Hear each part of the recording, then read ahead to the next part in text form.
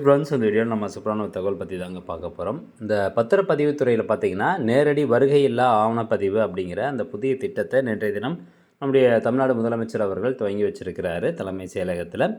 இந்த திட்டம் யாருக்கெல்லாம் பொருந்தும், யாரெல்லாம் வந்து இனிமேல் நேரடியாக போக தேவையில்ல பத்திரப்பதிவு பண்ணுறதுக்கு, அதே மாதிரி நீங்கள் வீட்டில் இருந்தபடியே பத்திரப்பதிவு பண்ணலாம் அப்படின்னு சொல்லியிருக்கிறாங்க. அந்த அந்த வகையில் நீங்கள் வீட்டில் இருந்தபடியே அப்ளிகேஷன் சப்மிட் பண்ணோன்னே எத்தனை நாட்களில் அதை வந்து ப்ராசஸ் பண்ணி கொடுக்கணும் அப்படிங்கிற நிறையா டீட்டெயில்ஸ் வந்து பார்த்திங்கன்னா ஒரு செய்தி வெளியிட்டிருக்கிறாங்க. அதுக்கப்புறம் இந்த டிஎன் ரெஜினென்ட் போர்ட்டல்லையும் பார்த்திங்கன்னா அந்த ஆப்ஷன் நேரடி வருகையில் ஆவணப்பதிவுக்கான ஆப்ஷன் வந்து கொண்டு வந்திருக்கிறாங்க. அது எப்படி வந்து அப்ளை பண்ணுறது அப்படிங்கிறதெல்லாம் கொஞ்சம் டீட்டெயில்டாக வந்து பார்க்கலாம். ஃபஸ்ட்டு இந்த செய்தி வெளியீடு நேற்றைய தினம் 17/8/2026 அன்றைக்கி வெளியிட்டிருக்கிறாங்க. ஸோ இதில் வந்து ஏற்கனவே இந்த பதிவுத்துறையில் ஆன்லைன் மூலமாக அப்ளை பண்ணக்கூடிய வசதி வந்து இருக்குது. அதன் அடிப்படையில் அதனைத் தொடர்ந்து பதிவு நடைமுறையில் வெளிப்படைத்தன்மை மற்றும் செயல்திறனை மேலும் மேம்படுத்தவும் பொதுமக்களுக்கு எளிதான சேவையை வழங்கவும் இந்த நேரில் வருகையேற்ற பதிவு முறை அறிமுகப்படுத்தப்படுகிறது. அதாவது ப்ரெசன்ஸ்லெஸ் ரெஜிஸ்ட்ரேஷன் அப்படின்னு சொல்கிறாங்க. இந்த முறையில் பொதுமக்கள் சார்பதிவாளர் அலுவலகம் வராமலேயே மனைப்பிரிவில் முதல் மனை விற்பனை மற்றும் அடுக்குமாடி குடியிருப்பில் முதல் வீடு விற்பனை ஆகிய ஆவணங்களை தற்போது பதிவு செய்யலாம். இம்முறையில் ஆவணங்களை இணையவழியில் சமர்ப்பிக்க இயலும் என்பதால் சம்பந்தப்பட்டவர்கள் சார்பதிவாளர் அலுவலகத்திற்கு நேரில் வருகை தர வேண்டிய அவசியம் தவிர்க்கப்படுகிறது. ஸோ இங்கே வந்து சொல்லிட்டாங்க யாரெல்லாம் வந்து அப்ளை பண்ணலாம். முதலாவதாக இங்கே பாருங்கள், மனை பிரிவில் முதல் மனை விற்பனை. அதாவது இப்போ ஒரு மனை பிரிவு இருக்குது, ஒரு ஃப்ளாட் வந்து இருக்குது, அதில் ஃபஸ்ட் ஃப்ளாட் வாங்குறாங்க பார்த்தீங்களா. ஸோ அவங்களுக்கு அப்படின்னு வந்து பொருள் எடுத்துக்கூடாது. மனை பிரிவில் உதாரணத்துக்கு வந்து ஒரு 20 ஃப்ளாட் இருக்குது, 20 ஃப்ளாட் வந்து வாங்கியிருக்காங்க. அந்த 20 ஃப்ளாட் வாங்குறவங்க புதுசாக தானே வாங்குறாங்க, புதுசாக டேரெக்டாக வந்து அந்த ப்ரொமோட்டர்ஸ்ட்டேருந்தோ அந்த செல்லர்ஸ்ட்டேருந்து வாங்குறாங்க. ஸோ அப்படி வாங்கும்போது அது ஃபஸ்ட்டு, அதுதான் வந்து முதல் மனை. அதை ரெஜிஸ்டர் பண்ணும்போது சார்பதிவாளர்களுக்கும் போக தேவையில்லை. இன்கேஸ் நான் வந்து ஒரு மனை வாங்கிட்டேன், மனை பிரிவு ஒன்று வாங்கியிருக்கிறேன், வாங்கி அதை நான் இப்போ நேரடி வருகையில் ஆவணப்பதிவு மூலமாக சார்பதிவாளர்களுக்கும் போகாமே நான் வந்து அதை பதிவு பண்ணிட்டேன். இன்னும் 2 மாதம் கழித்து நான் இன்னொருத்தருக்கு வந்து அந்த மனையை வந்து விற்கிறேன். ஸோ அந்த மனை வாங்குறாரு பார்த்தீங்களா என்கிட்டேருந்து ரெண்டாவதா. ஸோ அவர் வந்து சார்பதிவாளர் அலுவலகம் போனால் மட்டும்தான் பதிவு பண்ண முடியும், வீட்டில் இருந்தபடியே பதிவு பண்ண முடியாது.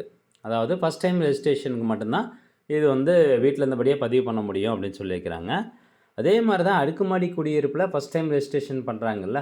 ஸோ புதுசாக வந்து வாங்குறாங்க, வாங்கிட்டு அது பதிவு பண்ண போகிறாங்க அப்படின்னா அதுக்கு வந்து சப் ரெஜிஸ்டர் ஆஃபீஸ் போக தேவையில்லை. இதே அந்த ஃப்ளாட்டு அந்த அடுக்குமாடி குடியிருப்பில் நான் வாங்கின வீட்டை இன்னொருத்தருக்கு நான் விற்கிறேன், அவர் 2வது ஓனர். ஸோ அப்போ 2வது ஓனர்னு வரும்போது அது கண்டிப்பாக சார்பதிவாளர் அலுவலகம் போகணும் அப்படிங்கிறது தான். இப்போ ஆவணப்பதிவு முறை வந்து எப்படி நடக்கும் அப்படின்னு பார்த்தீங்கன்னா, பதிவுத்துறை இணையதளத்தில் தங்களது உள்நுழைவினை தாங்களே உருவாக்கி மேற்படி ஆவணங்களை இணையவழியில் சமர்ப்பிக்கலாம். ஸோ இந்த டிஎன் ரெஜினென்ட் வெப்சைட் இருக்குது பார்த்தீங்களா. ஸோ இதில் போயிட்டு பயனர் பதிவு பண்ணிவிட்டு அதுக்கப்புறம் உள்நுழைவு அப்படிங்கிற ஆப்ஷனில் போயிட்டு நீங்கள் அந்த நேரடி வருகையில் ஆவணப்பதிவுக்கு விண்ணப்பம் போடலாம். ஆவணத்தை எழுதி கொடுப்பவர்கள், எழுதி பெறுபவர்கள் மற்றும் சாட்சிகள் ஆகிய அனைவருக்கும் ஆதார் அட்டை பதிவேற்றம் செய்யப்பட வேண்டும். ஸோ இது நார்மலாக இருக்கிறது தான். அந்த செல்லர் மற்றும் பையர் ரெண்டு பேரும் வந்து பார்த்திங்கன்னா ஆதார் கார்டை அப்லோட் பண்ணணும். ஆதார் ஆணையத்தின் மூலம் கைரேகை அல்லது கருவிழி படலம் வழி ஆதார் சரிபார்க்கப்பட வேண்டும். ஸோ இப்போ ஆதார் வந்து உள்ளே ஏற்றிட்டோம். அதுக்கப்புறம் பார்த்திங்கன்னா ஒன்று ஃபிங்கர் பிரிண்ட் வெரிஃபிகேஷனு அல்லது ஐரிஷ் கண் கருவிழி படலம் வழி ஆதார் வந்து வெரிஃபை பண்ணணும் அப்படின்னு சொல்லியிருக்கிறாங்க. அப்போது நம்ம வீட்டில் இருந்தபடியே வந்து பத்திரம் வந்து பதிவு பண்ணலாம் அப்படின்னு சொல்லியிருந்தாங்க. பட் ஆனால் இந்த வெரிஃபிகேஷன் அப்படிங்கிறது ஒன்று இருக்குது.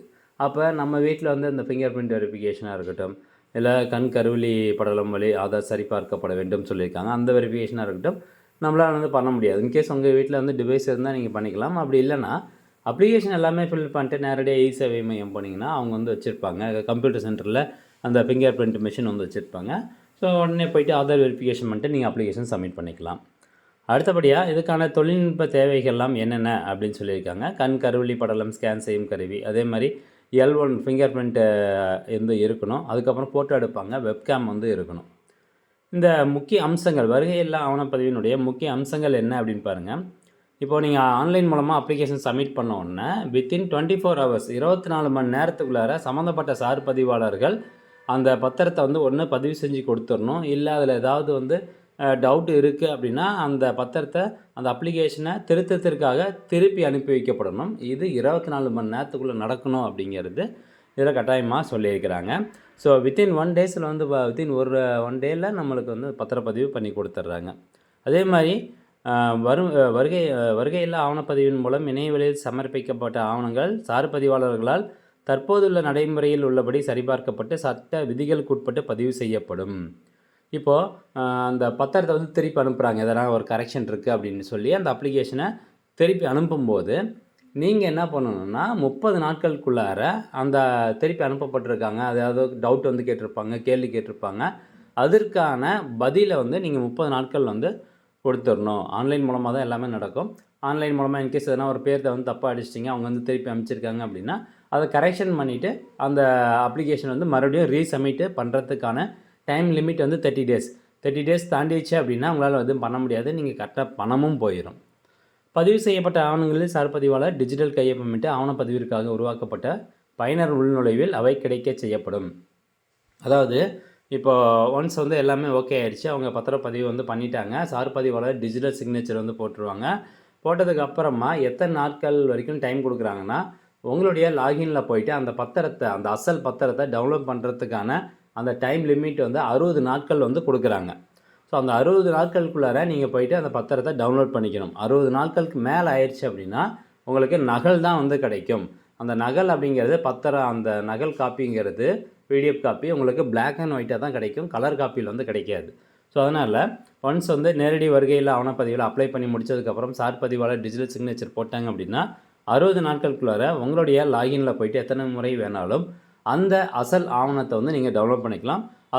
அசல் ஆவணம் பொறுத்த வரைக்கும் அந்த 5 கலர்ஸ் டைனமிக் ரேண்டம் 5 கலர்ஸில் வந்து பிரிண்ட் பண்ணி கொடுத்துருவாங்க. மற்றபடி நகல் அப்படிங்கிறது பிளாக் அண்ட் ஒயிட்டாக தான் உங்களுக்கு டவுன்லோட் பண்ண முடியும். அது மட்டும் இல்லாமல் இந்த போலி ஆவணம் உருவாக்குவதை தவிர்ப்பதற்காக அந்த கலர், அந்த 5 கலர்ஸ் சொல்லியிருக்காங்க பார்த்தீங்கன்னா, டைனமிக் ரேண்டம் 5 கலர்ஸ். ஸோ அதன் மூலமாக ஈஸியாக அது வந்து போலி ஆவணமாக என்ன அப்படிங்கிறது மக்கள் கண்டுபிடிக்கலாம் அப்படின்னு சொல்லியிருக்கிறாங்க. அது மட்டும் இல்லாமல் இந்த டிஜிட்டல் பத்திரத்தில் வந்து பார்த்திங்கன்னா ஒவ்வொரு பேஜ்லேயும் QR குறியீடு வந்து இடம்பெறும் அப்படின்னு சொல்கிறாங்க. அதில் அந்த QR குறியீட்டில் வந்து அந்த டாக்குமெண்ட் நம்பர், ஆவண எண், ஆவணத்தின் தன்மை மற்றும் பதிவு செய்யப்பட்ட தேதி ஆகிய விவரங்கள் இடம்பெறும். பதிவு அலுவலர் ஆவணத்தில் டிஜிட்டல் கையொப்பமிடுவார்.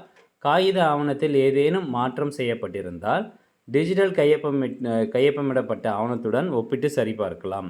டிஜிட்டல் ஆவணம் மாற்றம் செய்யப்பட்டால் டிஜிட்டல் கையொப்ப சரிபார்ப்பில் அந்த தப்பு அப்படிங்கிற அந்த எக்ஸ் குறியீடு தோன்றுவதன் மூலம் மாற்றம் செய்யப்பட்டிருப்பதை அறியலாம்.